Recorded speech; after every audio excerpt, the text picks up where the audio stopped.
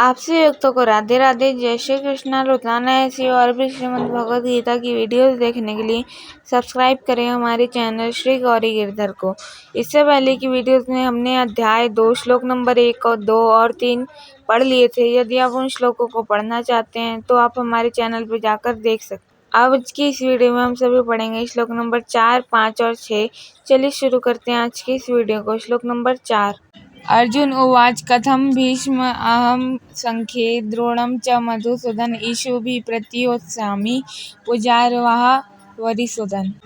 अर्जुन ने कहा, हे मधुसूदन, मैं रणभूमि में किस प्रकार भीष्म और द्रोण के साथ वानरों से युद्ध करूंगा।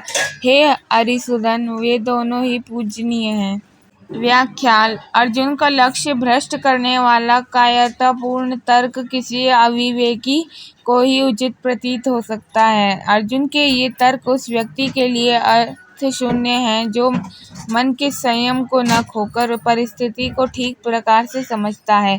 उसके लिए ऐसी परिस्थितियां कोई समस्या नहीं उत्पन्न करती। वास्तव में देखा जाए तो यह युद्ध दो व्यक्तियों के मध्य वैयक्तिक वैमनस्य के कारण नहीं हो रहा है। इस समय पांडव सैन्य से पृथक अर्जुन का कोई अस्तित्व नहीं है और न ही भीष्म और द्रोण पृथक अस्तित्व रखते हैं।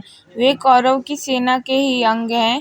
किन्हीं सिद्धांतों के कारण ही ये दोनों सेनाएं परस्पर युद्ध के लिए खड़ी हुई हैं। कौरव अधर्म की नीति को अपनाकर युद्ध के लिए तत्पर हैं, तो दूसरी ओर पांडव हिंदू शास्त्रों में प्रतिपादित धर्म नीति के लिए युद्धेच्छुक हैं। धर्म के श्रेष्ठ पक्ष होने तथा दोनों सेनाओं द्वारा लोकमत की अभिव्यक्ति के कारण अर्जुन को व्यक्तिगत आदर या अनादर अनुभव करने का कोई अधिकार नहीं था और न ही उसे यह अधिकार था कि अधर्म के पक्षधारों में से किसी व्यक्ति विशेष को सम्मान या सम्मान देने के लिए वह आग्रह करे। इसी दृष्टिकोण से संपूर्ण परिस्थिति को न देखकर अर्जुन स्वयं को एक पृथक व्यक्ति समझता है और उसी अहंकार पूर्ण दृष्टिकोण से संपूर्ण परिस्थिति को देखता है। अर्जुन अपने आप को द्रोण के शिष्य और भीष्म के पौत्र के रूप में देखता है, जबकि गुरु द्रोण और पितामह भीष्म भी अर्जुन को देख रहे थे, परंतु उनके मन में इस प्रकार का कोई भाव नहीं आता है, क्योंकि उन्होंने अपने व्यक्तित्व को भूलकर अपना संपूर्ण तादात्म्य कौरव पक्ष के साथ स्थापित कर लिया था। संक्षेप में यह कहा जा सकता है कि अर्जुन का अहंकार ही उसके मिथ्या धारणाओं और संभ्रमों का कारण था। अहम व्यापक होकर किसी सेना, आदर्श राष्ट्र अथवा युग के साथ तादात्म्य स्थापित करना तो नैतिक दुर्बलता आदि का क्षय होने लगता है।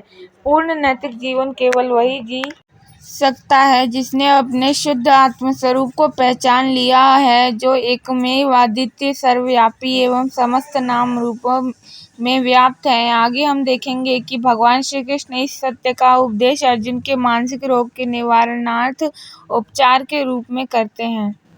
श्लोक नंबर 5। गुरुन् हत्वा हि महानुभावान् श्रेयो भोक्तुं भैक्ष्यं पीह लोके हत्वार्थ कामास्तु गुरुनिहैव भुञ्जीय भोगान् रुधिर प्रदिग्धान्।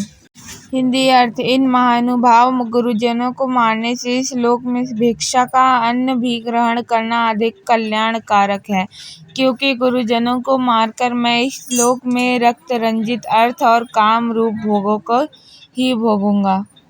व्याख्या। अत्यंत उच्च प्रतीत होने वाले परंतु वास्तव में अर्थ शून्य तर्क अर्जुन पुनः प्रस्तुत करता है, क्योंकि स्वयं को न समझने के कारण वह अपनी समस्या को भी नहीं समझ पाया है। यहाँ उसने अपने गुरुओं अर्थात भीष्म और द्रोण को महानुभाव कहा है, जिसका अर्थ है अपने युग के आदर्श पुरुष।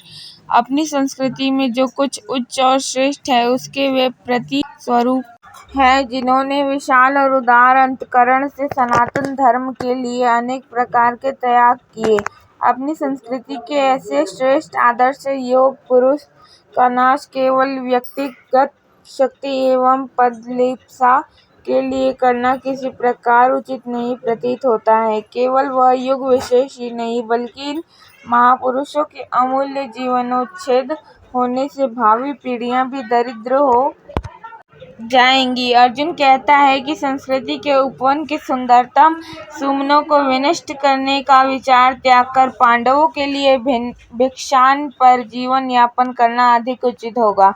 इन गुरुजनों को मारकर प्राप्त किए गए राज्य का उपभोग भी वह नहीं कर सकेगा, क्योंकि वे सब उनकी कटु स्मृतियों और मूल्यवान रक्त से सने होंगे, जिनको विस्मृत कर पाना कठिन होगा। एक बार यदि हम परिस्थिति का त्रुटिपूर्ण आकलन कर लेते हैं तो भावनाओं के कारण हमारी बुद्धि पर आवरण पड़ जाता है और तब हम भी जीवन में अर्जुन के समान व्यवहार करने लगते हैं।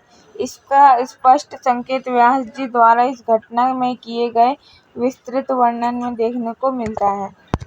श्लोक नंबर 6। न च द्वितीयं कतर्नो गर्यो यद्वा जयेम यदि वा नो जेयु यानेव हत्वा न जिजीविषामस्ते अवस्थिता प्रमुखे धृतराष्ट्र। अर्थ: हम नहीं जानते कि हमें क्या करना उचित है। हम यह भी नहीं जानते कि हम जीतेंगे या वे हमको जीतेंगे। जिनको मारकर हम जीवित नहीं रहना चाहते, वे ही धृतराष्ट्र के पुत्र हमारे सामने युद्ध के लिए खड़े हैं। व्याख्या: इसके पूर्व के 2 श्लोक निस्संदेह अर्जुन के मन की व्याकुलता और भ्रमित स्थिति का संकेत करते हैं। इस श्लोक में बताया जा रहा है कि अर्जुन के मन के संभ्रमों का प्रभाव उसके विवेक बुद्धि पर भी पड़ा है। शत्रुओं की सेना को देखकर उसके मन में एक समस्या उत्पन्न हुई, जिसके समाधान के लिए उसके बौद्धिक विवेक शक्ति के मार्गदर्शन की आवश्यकता थी, परंतु अहंकार और युद्ध के परिणाम के संबंध में अत्यधिक चिंतातुर होने के कारण उसका मन बुद्धि से वियुक्त हो चुका था। इस कारण ही अर्जुन के मन और बुद्धि के बीच एक गहरी खाई उत्पन्न हो गई थी। किसी कार्यालय के कुशल लिपिक की भांति हमारा मन ज्ञानेंद्रियों के द्वारा भिन्न भिन्न विषयों को ग्रहण कर उनको एक व्यवस्थित रूप में बुद्धि के समक्ष निर्णय के लिए प्रस्तुत करता है। बुद्धि अपने पूर्व अनुभवों के आधार पर निर्णय देती है, जिसे मन में कर्मेंद्रियों के द्वारा बाह्य जगत में व्यक्त करता है। हमारी जागृत अवस्था के प्रत्येक क्षण यह समस्त कार्यकलाप होता रहता है। जहाँ पर उन उपाधियों का कार्य सुचारू रूप से एक संगठित दल अथवा व्यक्तियों की भांति नहीं होता, वहाँ व्यक्ति अंदर से अस्त व्यस्त हो जाता है और जीवन में आने वाली परिस्थितियों का सफलतापूर्वक सामना करने में सक्षम नहीं हो पाता। जब ज्ञान के द्वारा पुनः मन और बुद्धि में संयोजन आ जाता है, तब वही व्यक्ति कुशलतापूर्वक अपना कार्य करने में समर्थ हो जाता है। अर्जुन की निरीह आत्मिका शक्ति पर बाह्य परिस्थितियों का प्रभाव नहीं था, बल्कि अपनी मानसिक विह्वलता के कारण वह अपने आप को कोई निर्णय देने में असमर्थ पा रहा था। वह यही नहीं निश्चय कर पा रहा था कि युद्ध में उसे विजयी होना चाहिए अथवा कौरवों से जीतना चाहिए। यहाँ हमें दर्शाया जाता है कि मोह का प्रभाव न केवल अर्जुन के मन पर बल्कि उसकी बुद्धि पर भी पड़ा था। आप सभी भक्तों को राधे राधे, जय श्री कृष्णा। रोजाना ऐसी और भी श्रीमद् भगवद गीता की वीडियोस देखने के लिए सब्सक्राइब करें हमारे चैनल श्री गौरी गिरधर को। वीडियो अच्छी लगे तो चैनल को लाइक शेयर सब्सक्राइब जरूर करते। मिलेंगे अगली वीडियो में। राधे राधे।